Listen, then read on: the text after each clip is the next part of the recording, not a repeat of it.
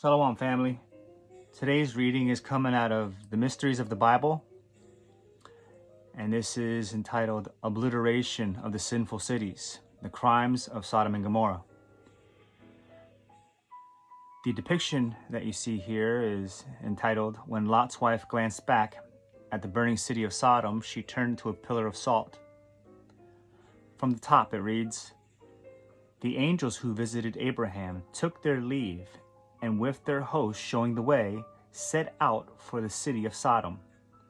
As they walked, God deliberated with himself. Shall I hide from Abraham what I am about to do? That's found in Genesis chapter 18, verse 17. Since he had already chosen the patriarch to keep the way of the Lord by doing righteous and justice, God decided to reveal to Abraham his decision to carry out righteous and justice. He informed Abraham that Sodom and its sister city Gomorrah were suspected of grave sins. Their inhabitants were to be judged, and if found guilty, punished. That's found in Genesis chapter 18, verses 19 through 21. Two of the angels were to be God's agents of punishment. Abraham's response was astounding. Up to now, so passive in accepting God's will and following his commands, Abraham suddenly protested. He defended the people of Sodom and Gomorrah, communities of undoubted wickedness, and sought some way to convince God to spare them. Wilt thou indeed destroy the righteous with the wicked? He asked God. Surely there must be 50 righteous people living in these cities. Would not their merit suffice to prevent destruction? Abraham had the effrontery to challenge God. For be it from thee to do such a thing, to slay the righteous with the wicked, so that the righteous fare as the wicked, so that the righteous fare as the wicked. Far be that from thee. Shall not the judge of all the earth do right? Abraham continued his protest. If there were not 50, were there 45 righteous, or 40, perhaps 30, or at least 20? Surely there were perhaps 30. Surely there were 10. If even 10 could be found. God conceded he would not destroy the cities, and the Lord went his way. When he had finished speaking with Abraham, and Abraham returned to his place, Genesis chapter 18 and 33. As Abraham set out for home, the two angels proceeded to Sodom, where, sitting in the gate, was Lot, the patriarch's nephew, who had gone to live there some years before. Lot, unaware that the strangers were angels, rose to meet them. He bowed with his face to the earth, and said, My lords, turn aside, I pray you, to your servant's house, and spend the night, and wash your feet. Then you may rise up early and go on your way.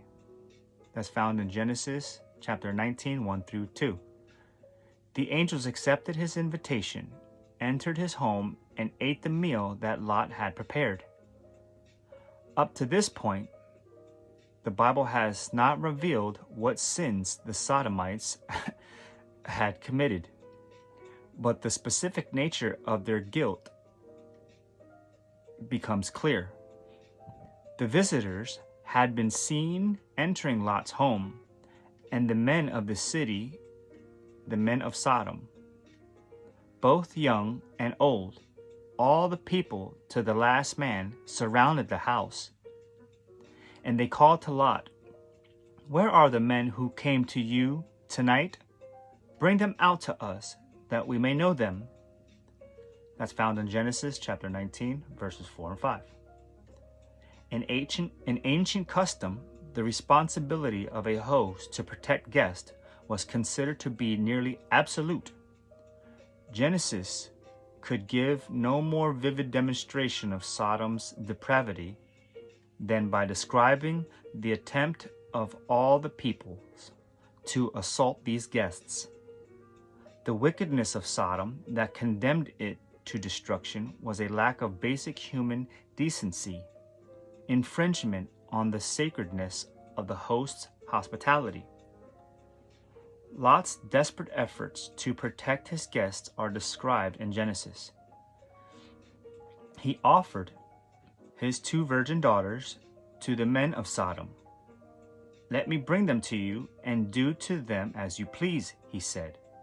But the people insisted on the visitors.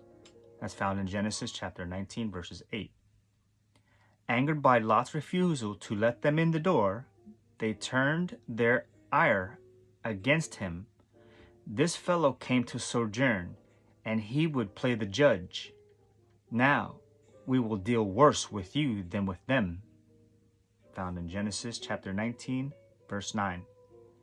Since Lot was Abraham's nephew, the angelic visitors meant to save him and his family while destroying all the others. They brought Lot into the house, shut the door, and struck the Sodomites with blindness so that they could not see the door. Then they ordered Lot to gather his family before the coming catastrophe. When morning came, the angels pulled Lot, his wife, and 2 daughters out of the city, visiting them. "Flee for your life. Do not look back or stop anywhere in the valley. Flee to the hills, lest you be consumed."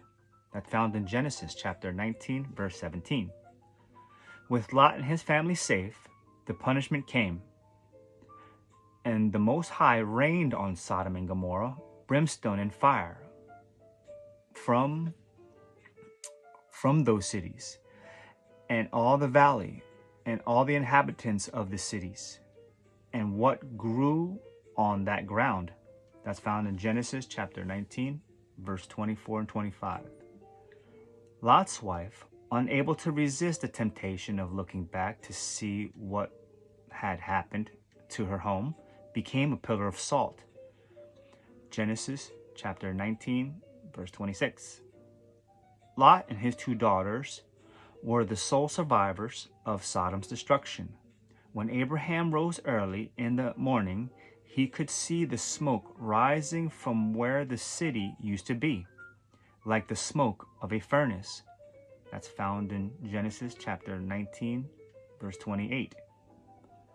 Archaeologists have discovered that the southern part of the Dead Sea was once dry and fertile, the home of flourishing societies. Scholars have suggested that an earthquake could have caused the Dead Sea to spread southward, covering the existing cities and leaving the land barren.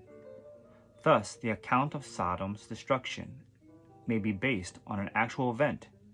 Even today, visitors are amazed at the salt deposits in the area and recall the account of Lot's wife being turned into a pillar of salt. I pray this was edifying and you found it to be some resource to add to your understanding found in the scriptures. Until the next time, Shalom.